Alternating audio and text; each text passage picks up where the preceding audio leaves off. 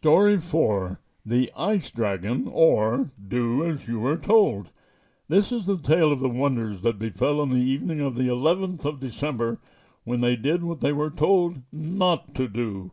You may think that you know all the unpleasant things that could possibly happen to you if you're disobedient, but there are some things which even you do not know, and they did not know them either. Their names were George and Jane. There were no fireworks that year on Guy Fawkes' Day, because the heir to the throne was not well. He was cutting his first tooth, and that is a very anxious time for any person, even for a royal one.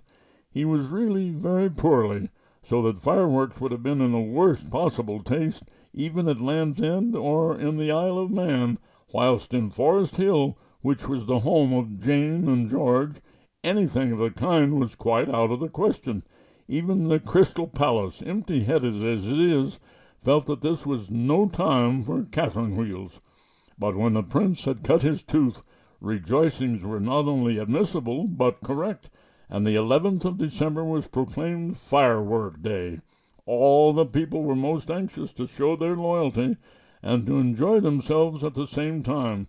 So there were fireworks and torchlight processions, and set pieces at the Crystal Palace, with blessings on our prince, and long live our royal darling, in different colored fires, and the most private of boarding schools had a half-holiday, and even the children of plumbers and authors had tuppence each given to them to spend as they liked.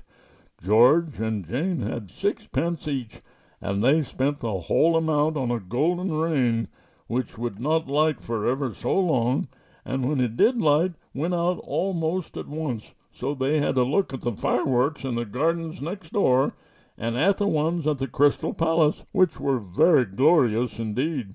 All their relations had coals in their heads, so Jane and George were allowed to go out into the garden alone to let off their firework.